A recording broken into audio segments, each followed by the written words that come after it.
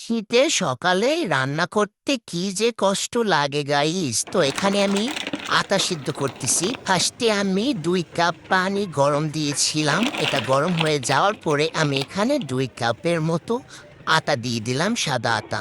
এরপরে এটাকে আমি সিদ্ধ করে নিলাম। এখন এটা রেখে দিয়েছি ঠান্ডা হওয়ার জন্য। বাইরে কিন্তু রোদ নাই কোনো, অনেক ঠান্ডা। হাতে আমি একটু তেল মাখিয়ে এটা ভালো করে মথে নিচ্ছি। সুন্দর করে আমি নরম করে ডোটা বানিয়ে নিলাম। দেখুন কি সফট হয়েছে। এভাবে সিদ্ধ করে রুটি বানালে অনেক নরম হয় রুটিগুলো। এখন আমি সবগুলো গোল গোল করে প্যাড়া বানিয়ে নিচ্ছি। দেখেছেন কতটা সফট, আর হাতে তেল মাখিয়ে নিলে ডোটা আরো নরম হয়। যাই হোক, সবগুলো আমি এখানে বানিয়ে নিলাম। এই যে রুটিও বেলে নিচ্ছি, দেখেন কতটা পাতলা হয়েছে। এই রুটিগুলো খেতেও খুব ভালো। এক এক করে সবগুলো রুটি আমি ভেজে নিচ্ছি। দেখুন কি সুন্দর ফুলতেছে, ফুলকো ফুলকো রুটি বানাচ্ছি। এই যে আমি অনেকগুলো ভেজে এখানে রেখে দিলাম। এরপরে আমি চলে যাব রান্না করতে। সকালের খাওয়া দাওয়া শেষ করে আমি এখন বাজার দেখতেছি কি কি নিয়ে আসছে। আজকে ছিল শুক্রবার।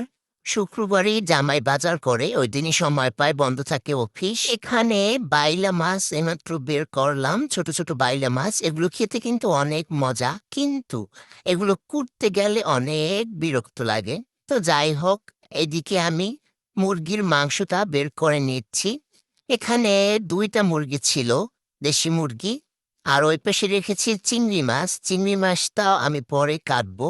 আগে এই যে মুরগিটা কেটে নেব, তারপরে। তো সব বাজার আমি গুছিয়ে নিয়ে রান্না করতে চলে আসলাম।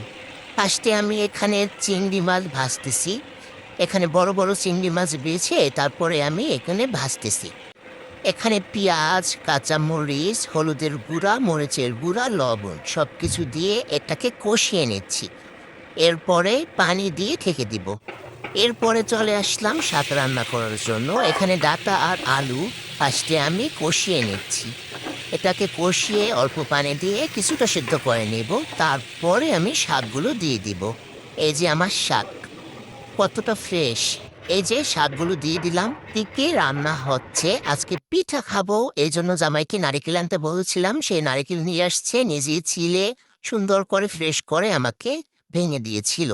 পরে দুপুরবেলা একটা পার্সেল আসছিল খেজুরের, জামাই অর্ডার করেছিল। এই খেজুরগুলো একদম ফ্রেশ, ভালোই পড়ছে। হ্যাঁ, খারাপ হয়নি। তো এটা এখন গুছিয়ে রাখবো। এরপরে আমরা চলে আসলাম দুপুরের খাবার খেতে। আজকে তো অনেক ব্যস্ততম সময় পার করলাম, বাজার গুছালাম, রান্না করলাম। এই হচ্ছে আমার শাক রান্না। এখন দুইজনে এগুলো দিয়ে খেয়ে নিলাম। তারপরে সন্ধ্যার পরে আটার বড়া বানিয়েছিলাম। এখানে আমি ভাজতেছি আটার বড়া। এটা কে কে পছন্দ করেন কমেন্টে অবশ্যই জানাবেন। আজকের ভিডিওটা এই পর্যন্তই। সবাই ভালো থাকবেন, সুস্থ থাকবেন। আল্লাহ হাফেজ।